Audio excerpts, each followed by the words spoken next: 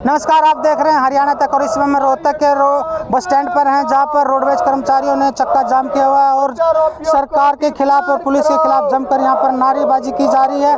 3 दिन पहले सोनीपत के कुंडली में हरियाणा रोडवेज के चालक को एक थार गाड़ी ने रौंदा था, उसके बाद उसकी मौत हो गई थी और उसके बेटे ने पुलिस कार्रवाई न होने के कारण जहर खा लिया था, उसके बाद उसकी भी मौत हो गई थी। इसके विरोध स्वरूप आज पूरे प्रदेश में जो साझा मोर्चा रोडवेज का कर्मचारी का वो आज चक्का जाम का ऐलान किया हुआ और पूरे प्रदेश में जो हरियाणा रोडवेज की बसें हैं वो बंद हैं। वो इस तरह से जिस तरह नारेबाजी हो रही है उसको लेकर जो मृतक है उसके परिवार को 50 लाख रुपए की मुआवजे की मांग और आरोपियों को गिरफ्तारी की मांग कर रहे हैं और लगातार ये यहाँ पर धरने पर बैठे हुए हैं। क्या नाम है जी आपका? मैं हिम्मत राणा, हरियाणा रोडवेज साझा मोर्चा के वरिष्ठ सदस्य। और आज किस लिए चक्का जाम?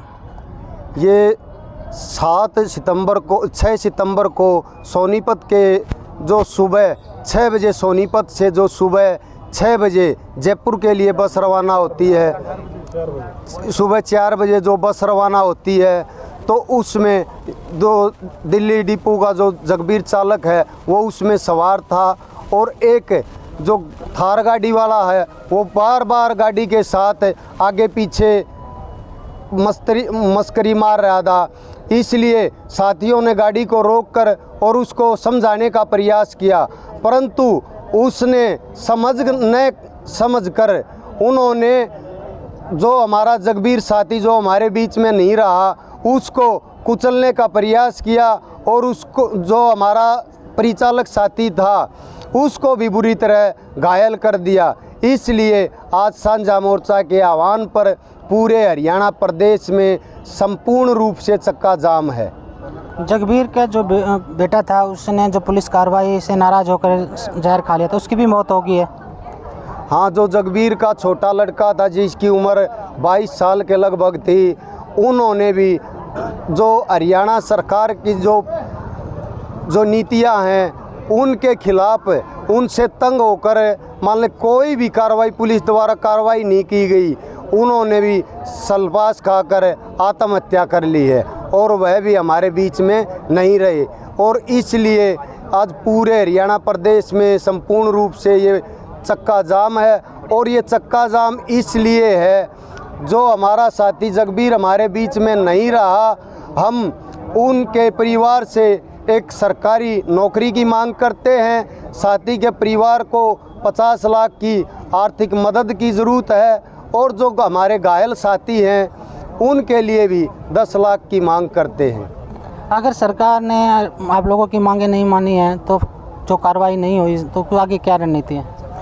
आज पूरे प्रदेश में साझा संघर्ष मोर्चे द्वारा रोडवेज का जो चक्का जाम करने का जो निर्णय लिया गया है, ये सरकार की न्याय प्रणाली को लेकर, सरकार की कानून व्यवस्था को लेकर जो रोडवेज का चालक साथी जगबीर जो 3 दिन पहले थार गाड़ी द्वारा जो नीचे कुचलकर मार दिया गया, उन अपराधियों की गिरफ्तारी को लेकर आज पूरा प्रदेश का रोडवेज का कर्मचारी सरकार की न्याय प्रणाली के खिलाफ, सरकार की कानून व्यवस्था की पोल खोलते हुए सरकार को कुंभकर्ण नींद से जगाने का काम करते हैं और सरकार को कहना चाहते हैं साथी जगबीर को 50 लाख का मुआवजा दिया जाए और उसके परिवार को एक सरकारी नौकरी दी जाए।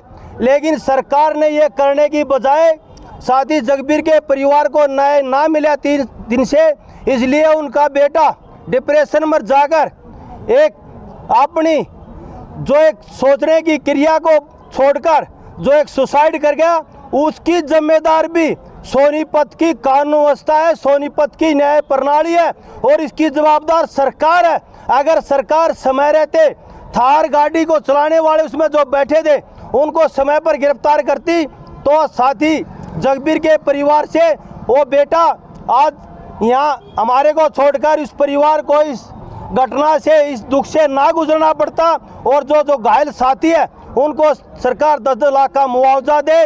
आज रोडवेज के साथी कोई रोडवेज की मांग मुद्दों को लेकर नहीं, आज एक न्याय की मांग को लेकर, एक अपराधियों को गिरफ्तार करने की मांग को लेकर, एक दोषियों पर 302 का मुकदमा दर्ज करके और जगबीर के न्याय दे और उस परिवार को न्याय मिले। और साथी संदीप जो डिप्रेशन में आकर जो सुसाइड किया, उसकी जवाबदारी और जिम्मेदारी भी थार द्वारा जो कुचले गए उन्हीं के कारण उसने सुसाइड किया कि उसके परिवार को न्याय ना मिला। आज पूरा रोडवेज परिवार, पूरे प्रदेश का तमाम डिपो का कर्मचारी एकजुट होकर चक्का जाम करते हुए सरकार को कहना चाहता, अगर सरकार समय रहते उन अपराधियों को गिरफ्तार नहीं किया तो रोडवेज का जो साझा मोर्चा आगे भी कोई बड़ा निर्णय लेने के लिए मजबूर होना पड़ेगा। ये थे रोडवेज के कर्मचारी जिनका कहना था कि जिस तरह से जो परिचालक और रोडवेज के मामले को लेकर जो हत्या हुई है, मौत हुई है, उसमें वो 50 लाख रुपए परिजनों की मांग, मुआवजे की मांग कर रहे हैं और साथ में जो है आरोपियों की गिरफ्तारी की भी मांग कर रहे हैं। जिस तरह से आप देख सकते हैं कि जो बस डिपो है, बिल्कुल जो बस है वो बिल्कुल खाली है। यहाँ पर कोई भी बस यहाँ से रवाना सुबह से नहीं हुई।